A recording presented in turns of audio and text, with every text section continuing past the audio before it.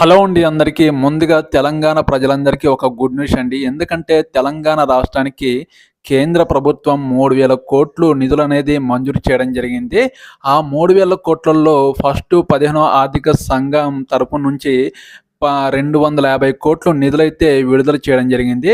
తెలంగాణలో పంచాయతీ సర్పంచ్ ఎలక్షన్లు ముగిసిన తర్వాత అసలు తెలంగాణలో గ్రామ పంచాయతీలకి నిధులనేది విడుదల చేయలేదు.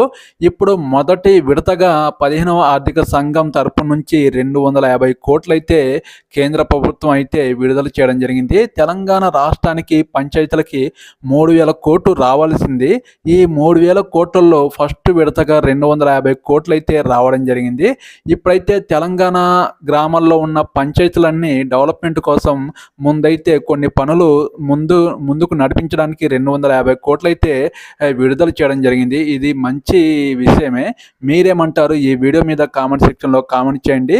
మీరందరూ పంచాయతీ నిధులు అనేది కరెక్ట్గా వాడుతున్నారా లేదా అనేది గవర్నమెంట్ని నిలదీయండి. సెక్రటరీని, సర్పంచ్ని అడగండి. ఈ వీడియోకి ఒక లైక్ చేయండి. నా ఛానల్ని ఎవరైనా సబ్స్క్రైబ్ చేయని వాళ్ళు ఉంటే please support my channel, subscribe చేయండి. ఓకేనండి, బాయ్.